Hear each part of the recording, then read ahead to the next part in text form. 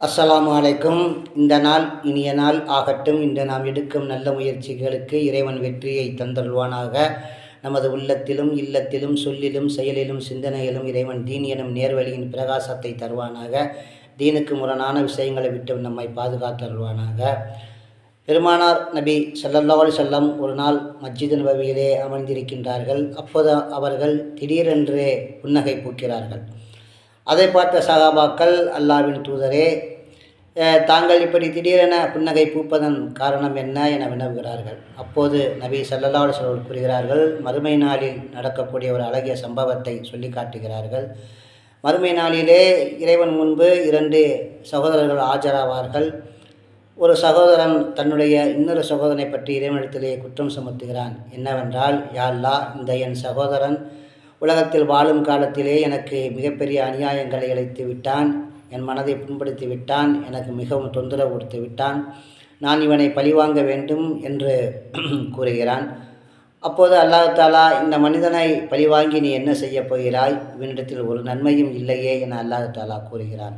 அப்போது அந்த சகோதரன், யா அல்லாஹ், இவனிடத்தில் நன்மைகள் இல்லை என்றால் நான் செய்த தீமைகளை இவன் மீது போட்டுவிடு என கூறுகிறான். இதை சொல்லி காட்டும்போது நபி ஸல்லல்லாஹு அலைஹி வஸல்லம் அவர்கள் கண்ணீர் விட்டு அழுது விட்டார்கள். இப்படித்தான் மனிதர்கள் தன்னுடைய பிறர் மீது பழி சுமத்தி அதிலிருந்து இறைவனுடைய தண்டனையிலிருந்து தப்பிக்க பார்ப்பார்கள்.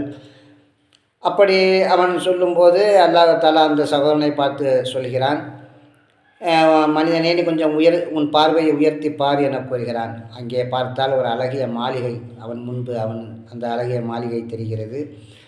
அந்த மாளிகையை பார்த்து, இவ்வளவு அழகான மாளிகை, இது எந்த நபிக்கு, எந்த ஷஹீதுக்கு, இதன் விலை என்ன என்று கேட்கிறான். அப்போது அல்லாஹ் தஆலா கூறுகிறான், ஓ மனிதனே, இந்த மாளிகை உனக்குத்தான், ஆனால் உன்னுடைய இந்த சகோதரனை நீ மன்னித்து விட வேண்டும் என்று கூறுகிறான். இவ்வளவு நேரம் வாதாடிய அந்த மனிதன் உடனே, நான் மன்னித்து விட்டேன் யா அல்லாஹ், நான் என் சகோதரனை மன்னித்து விட்டேன் என்று கூறுகிறான். உடனே அல்லாஹ் தஆலா, உன் சகோதரின் கரங்களை பிடித்து நீ சொர்க்கத்துக்கு செல்வாயாக என்று கூறுகிறான். ஆக இப்படி ஒரு அழகிய சம்பவத்தை நபி ஸல்லல்லாஹு அலைஹி வஸல்லம் சொல்லி காட்டுகிறார்கள். ஆகவே இதிலிருந்து நாம் புரிந்து கொள்வது என்னவென்றால், பிறருக்கு அநீதி இழைக்கும் விஷயத்தில் நாம் எச்சரிக்கையாக இருக்க வேண்டும். அதை இவ்வுலகிலே அதுக்குரிய பரிகாரத்தை நாம் கண்டுவிட வேண்டும். இல்லையேல் மறுமையில் அந்த துன்பங்களை, இறைவனுடைய அந்த தண்டனையிலிருந்து நாம் தப்பிப்பது என்பது. ஆகவே உலகிலே நாம் அந்த பிறருக்கு அநீதி இழைக்கக்கூடிய அந்த விஷயத்தை விட்டு நாம் தவிர்த்திருக்க வேண்டும். மேலும் வல்ல ரஹ்மான் அதிகாரி மிக்கவனாக இருந்தாலும் அவன் நாடினால் தண்டிக்கலாம். அவன் நாடினால் தண்டிக்கக்கூடிய சக்தி இருந்தும் அவன் அந்த அநீதி இழைத்தவனை, அநியாயம் செய்தவரை மன்னித்து அவரும் சொர்க்கத்திற்கு செல்லக்கூடிய ஒரு வாய்ப்பை வல்ல ரஹ்மான் வழங்குகிறான். ஆகவே அத்தகைய நற்குணமிக்க நல்ல மனிதர்களாக, இறை கட்டளைப்படி வாழக்கூடிய நல்ல மக்களாக வாழ்ந்து இருளகிலும் இறையருள் பெறுவோம். அஸ்ஸலாமு அலைக்கும்.